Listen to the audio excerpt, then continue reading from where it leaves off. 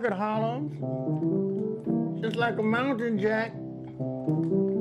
I get up on the tall mountains and call my baby back.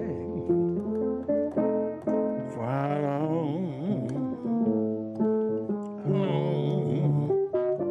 baby, how long?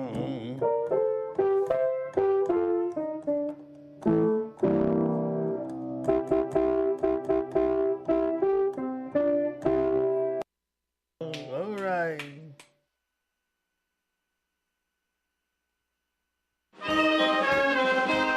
Bring us your tired, your sick, your huddled masses longing to be free. It's what the Statue of Liberty says when she greets the millions of people coming here to pursue happiness. So looking at our own history, migration has always been a key factor in how our country has come together. Because some of us have been here all of our lives, we might take things for granted and forget the history we all share.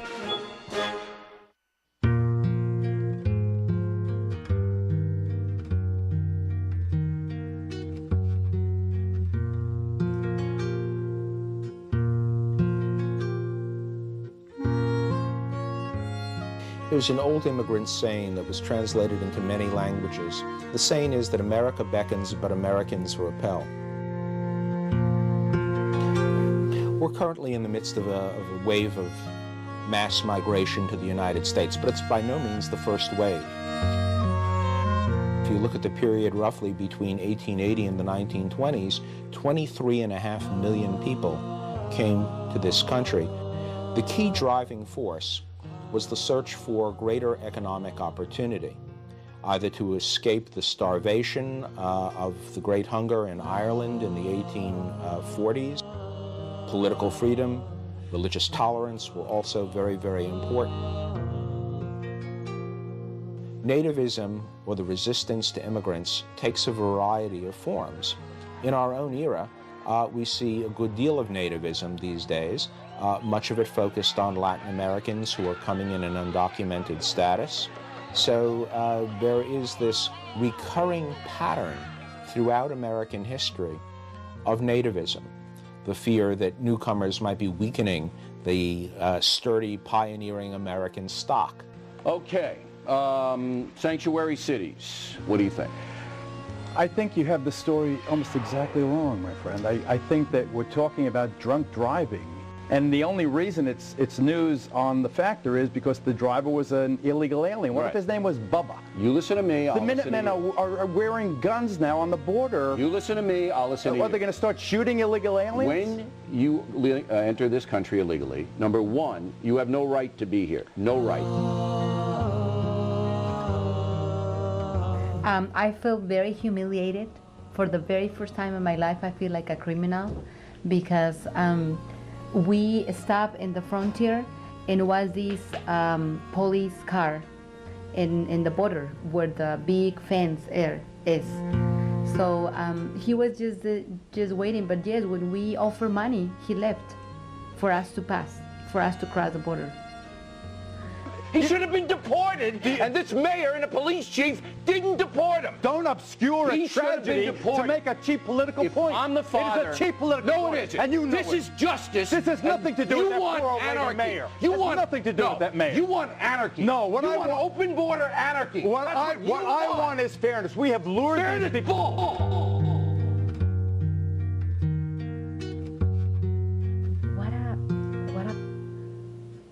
What an inhuman, what a lack of respect to the dignity of a human. I feel really horrible. You know, it's like when you have an accident and you have a very huge, you are very frightened, and then you feel all this adrenaline going to your body, and then once your body is very overwhelmed with a lot of stress, and then the stress is gone, how you feel very weak with no energy. I feel like that. I feel like I was not even able to think. You know, all these shock. It's very easy to say the story, but you need to be in the shoes of these people. We have lured these people to this country with a promise of jobs in a country where there is basically full domestic employment. We have for decades lured them here. I have an 11-year-old son. I say, you know something, Speck? You can have these thoughts and not share them with anybody, and they can just remain thoughts. Stuff we see on television is not news. One thing I do know is that I don't know anything, and I know that I don't know anything. The only part that scares me is when I don't care that I don't know anything. We would certainly care. If when he was he in broke the illegal- law, he gets deported 17,000 fatalities drunk first time. driving. All right. How much time do we have? We have 1 minute. What are you doing on your show this weekend? Well, thank you very much for asking, though. You know, seriously, I think that one of the wonderful things about our network is that we are fair and balanced.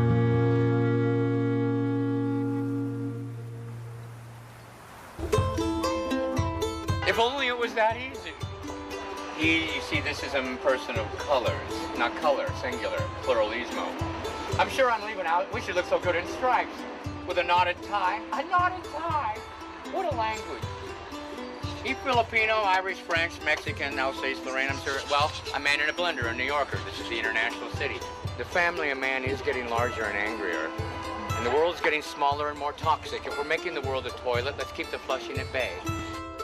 With a single oath, all at once, you became as fully American as the most direct descendants of the Founding Fathers. You are now an important part of a great democracy. You now go forward as citizens of a free nation, free to pursue your dreams, to practice your faith, and to live out the full purpose of American life. The journey of citizenship has been a long one. And where are you from? I'm from Togo, West Africa. Togo, West Africa. Yes. How long ago did you apply to become a citizen? I came to this country in 2000, and the process was a little bit long, but it's okay, we get it there. May God bless you and your families, and may God continue to bless the United States of America. Believe me, since I came here, sometimes I tell my people, my friends back home, that I'm more working in America than even in my own country. They ask me why you say that. 13 months ago, I went to visit Liberia.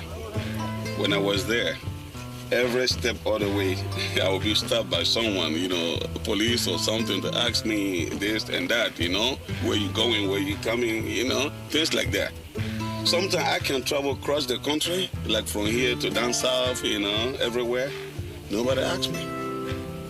So I feel much, much more comfortable here than even in my own country. Yes, I remember when I was little, I remember that I was a number 9 of 10. So I didn't suffer a lot like my other brothers and sisters did. But I remember that our house have a lot of holes in the roof. We make blocks. I mean, my parents make blocks to survive there. Blocks, ladrillos. And when we sell some blocks, my father, I think, was saving money to build one room for the 10 of us, for the 12 of us to sleep. So once we build the room, all my brothers, boys, sleep in the floor. All of them sleep in the floor. And we have one very little bed, and the 3 sisters sleep in the bed.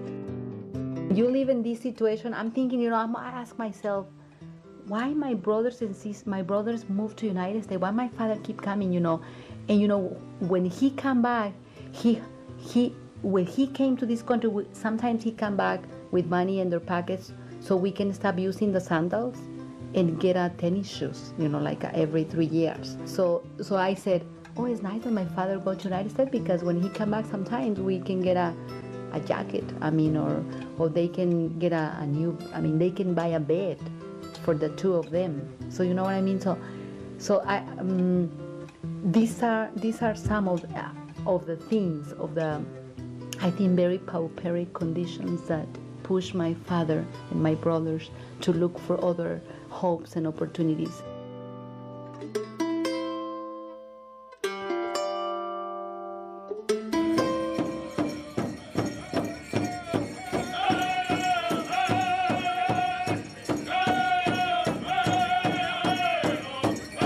obviously they're coming here because they've been told that this is a land of opportunity. First of all, you have to understand that we're First Nation people. We're the first ones here. We're the ones that did what we had to do to survive on this land. There's a word for happiness from our people. We don't use it as a label. We're here to all just to get to know each other, to get along as one. It's always to get along, always. Because we're all going to be facing the same direction at the end.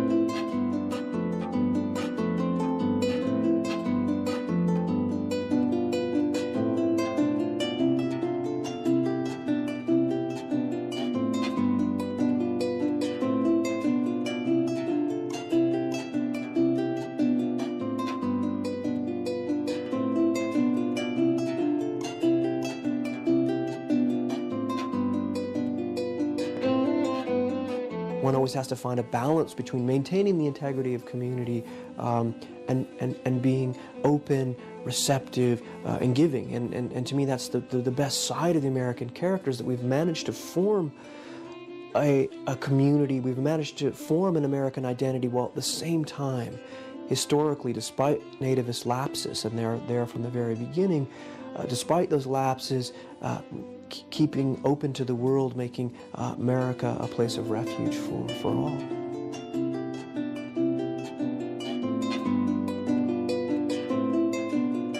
And this is, of course, again, based on the assumption that there has been a static and a single definition of what an American should look like. But there is always also the realization that the United States has the ability to absorb and to integrate newcomers of different backgrounds, different appearances, different ways of life.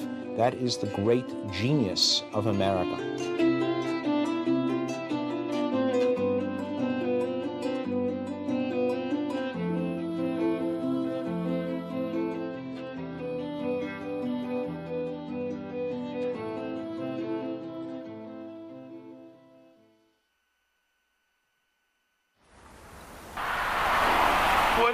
What is that term that Jefferson wrote?